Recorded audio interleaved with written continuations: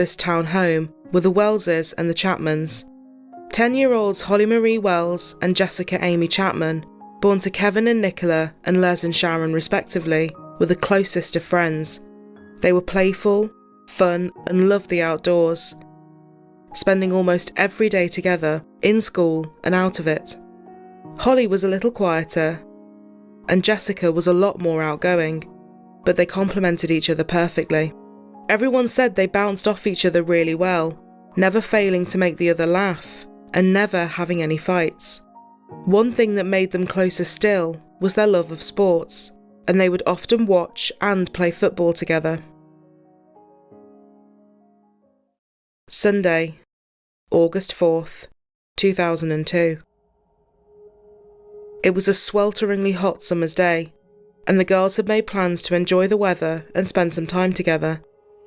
Jessica was recently back off a 2-week holiday, and the girls were definitely due a catch-up. Just before noon, Jessica left her house on Brook Street to go to Holly's for a barbecue. Holly lived nearby in Red House Gardens, around a 10-minute walk away. On holiday, Jessica had bought Holly a necklace with the letter H and 2 dolphins on it, and she carefully packed this to take with her. The girls and their friend Natalie played some games at Holly's and listened to music for about half an hour before Natalie went home. Shortly after this, the 10-year-olds changed into some Manchester United football shirts. One was Holly's and the other was her brother Oliver's. The shirts had David Beckham's name on the back, their favourite football player. Just after 5 p.m, Holly asked her mother to take a picture of them wearing the shirts. The girls were beaming, and clearly so happy to be reunited after 2 weeks apart. After this, everyone sat down to eat. Holly and Jessica then went back upstairs to Holly's room to carry on playing on the computer. A little after 6:15 p.m, they both left the house without mentioning it to anyone. Just before 6:30, CCTV in a car park outside a sports centre captured the girls walking together, and it is thought that the direction they were going in was to one of the shops to buy some sweets. They then walked along a path which led to Soham Village College.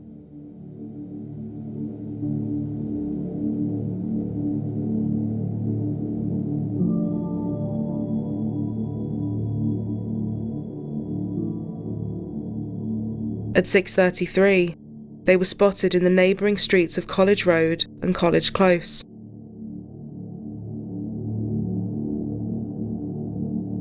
At 8 p.m, the families, thinking the girls were upstairs, realised they were actually not in the house, and after a search of the area, Holly and Jessica were reported missing just before 10 p.m. Within hours of their disappearance, police from 3 forces and hundreds of townsfolk have joined the hunt for Holly and Jessica. Disappearance is incredibly out of character. They haven't been missing before. Very well balanced, very bright young girls.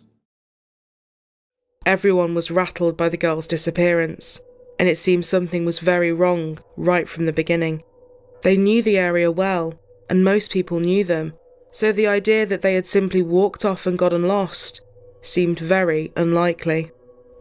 The community looked out for each other, and everyone was in agreement that if someone had seen them or recognised something was wrong, they would have stepped in to help.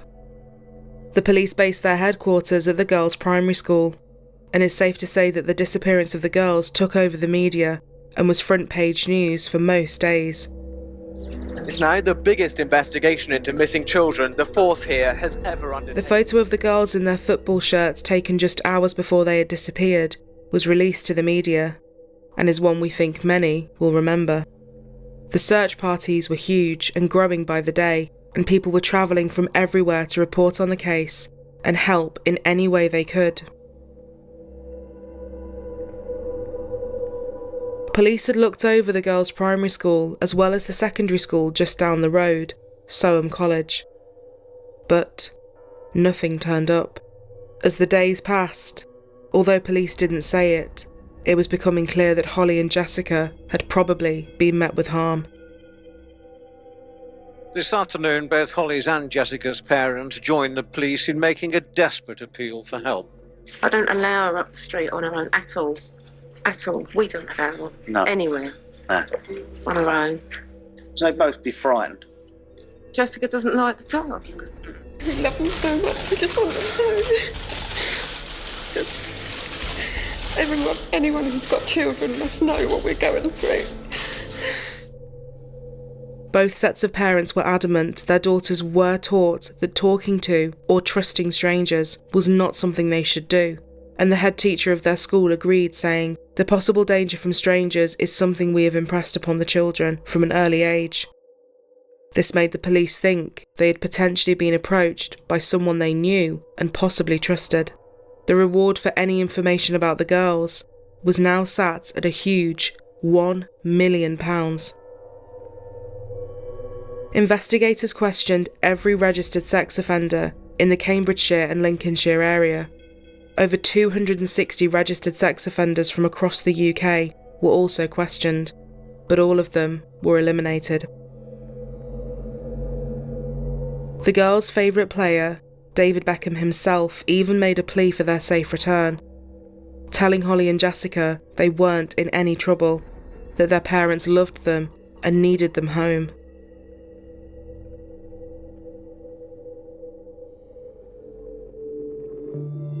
One person that was keen to talk to police and share his story was the caretaker of the secondary school, Soham Village College, 28-year-old Ian Huntley.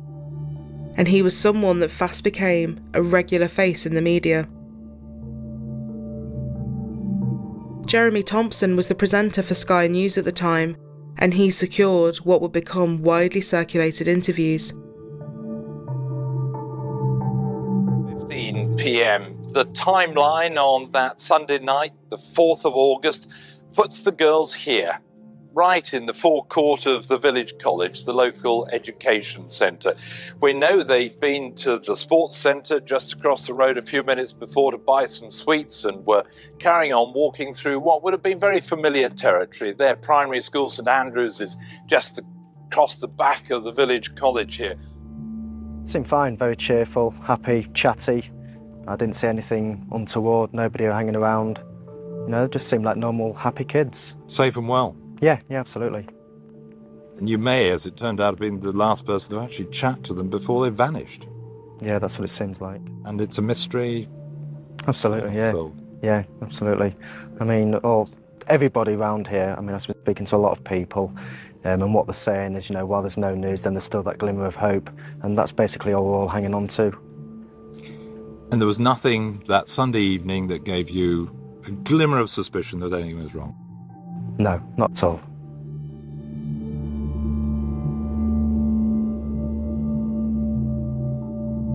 He declared himself to be probably one of the last known people who had seen the girls that day. Ian and his partner Maxine Carr lived together, having met in Grimsby in 1999. They then moved to Soham for their jobs in 2001.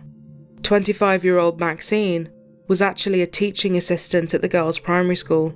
Holly and Jessica adored her and would often draw her pictures and write her notes. A month before, in July, Maxine applied for a full-time teaching assistant position at the school, but she was unsuccessful. Holly had burst into tears when she had found out and gave her a hand-drawn card which read, "I'll miss you a lot. Thank you.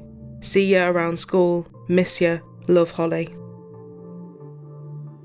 Well, it's been probably the worst night so far. Last night, we've had and experienced friends and family searching in ditches, in rivers, looking for shallow graves for our children.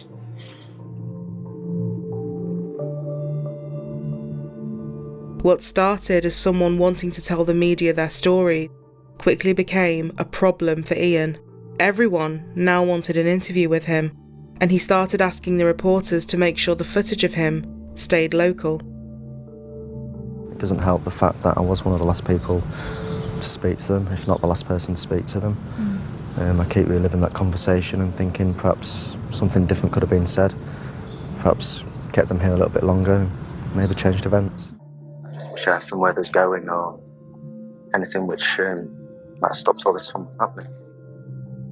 Your neighbours, think about your neighbours, who's to the left of you, who's to the right, and think of any strange behaviour or anything like that. And I think it's a very good idea. But it's very frustrating knowing that we have people that way inclined amongst us and us not knowing who they are. It's just very upsetting, you know. And to think that I might be the last friendly face that these two girls had to speak to. I don't want any of the national press to have hold of this interview. I'm doing this just for local television, as I believe the children are still local, and it's only relevant really to the local areas. It's not going to be in the national interest to hear what I've got to say, really. Police retraced the last known steps of the missing 10-year-olds. Girls dressed in identical clothes follow the route Jessica and Holly took 6 days ago. Detectives now say there is no evidence that Holly and Jessica went to meet someone they contacted in an internet chat room. Clarence Mitchell reports from Soham. Taking their walk towards the unknown, these are the last identified steps of Holly and Jessica.